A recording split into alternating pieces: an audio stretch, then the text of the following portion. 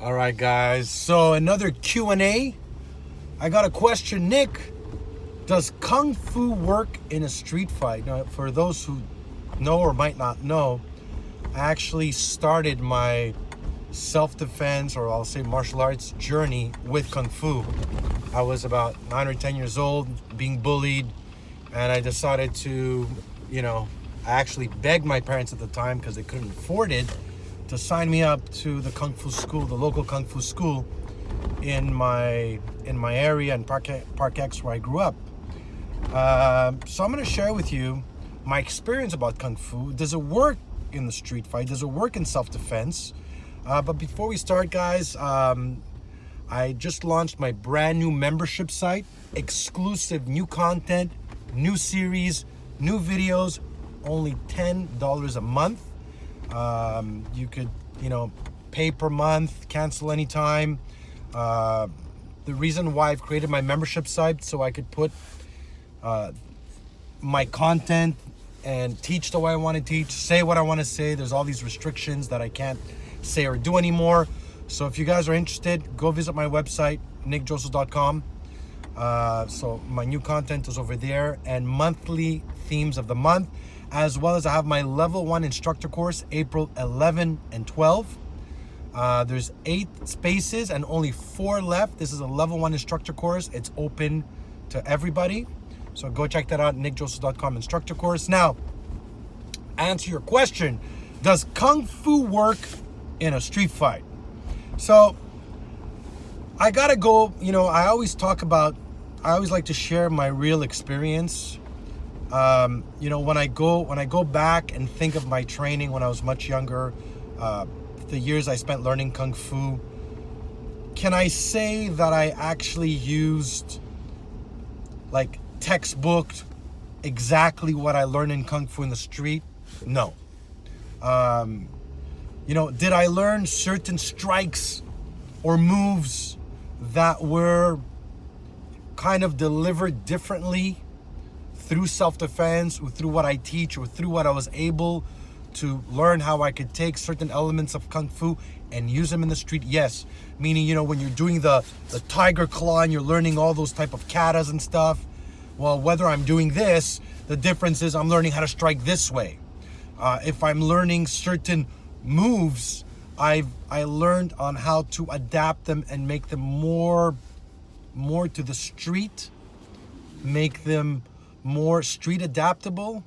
I eliminated a lot of material that I learned that looked really good in the martial arts. That was, it looked really good. It was very technical, but in reality, when you only have a few seconds in a street fight, I don't want to say it doesn't work, but it has very much its limitations, like many different fighting arts. So I don't like to say Kung Fu is shit, karate's better, jiu-jitsu's the best. The problem that I see with most of the martial arts is that a lot of them have good elements, but what you need to do and figure out as, let's say, a self-defense instructor or as someone who trains, is figure out what can you take from jiu-jitsu? What can you take from Wing Chun? What can you take from Jeet Kune Do? What can you take from karate? What can you take from boxing? And how can you apply it in the street?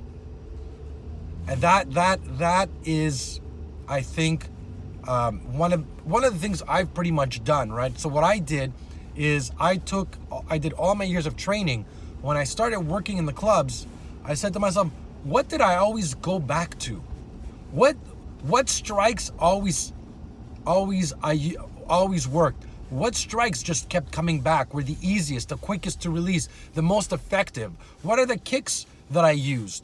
What are the most common type of attacks or situations I was in? What did I need from jiu-jitsu, from boxing, from kickboxing, from MMA? What did I need from all of these to put together to be more complete as a fighter in terms of self-defense, and how can I simplify it for it to work? So if you're training Kung Fu, right, again, the difference between you learning all these type of movements is learning how to launch it from a natural position. Here's the thing, guys, nobody's reinventing the wheel. You know, if you're doing a tiger claw or you're doing a finger jab, it's the same thing. Whether you're throwing an elbow this way, elbows existed forever, right? So whether it's a kung fu elbow, it's a karate elbow, it's an MMA elbow, it's an elbow. At the end, it's the way you're gonna put your spin to it or how it's gonna work best for you. I always say, create a system within you, within a system within you. What works for you, right? And that's what I've done. Through what I teach, that's what I've tried to do. Like I said, I've eliminated stuff and I said, okay, what do I kept going back? I always say it's about training. It's not about learning more techniques, more moves, more kicks. You don't need. Learn what you need and then train the shit out of it. I rather know how to throw a good 5 to 10 strikes, but solid, than learn 25 strikes. Always go back to the basics. Always go back to basics and keeping the shit simple. Why? Because you're looking at a street fight. You're looking at gross motor skills. You're looking at seconds. You're looking at so many factors that come into play, such as environment. The whole setting changes every single time. So I hope you guys enjoyed the video. If you have any comments, put them in the comment box. Let me know what's the next video you guys would like me to talk about. As well, go visit my website, nickdrossos.com.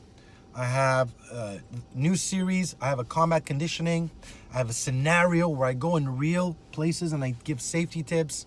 I have Get Fit with Nick videos, weapons video, my seminars. And next month is theme of the month, and it's going to be anti-bullying, a kids self-defense program.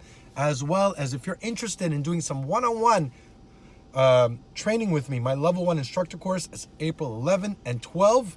So go check out nickdrossos.com. Stay safe and stand strong, guys.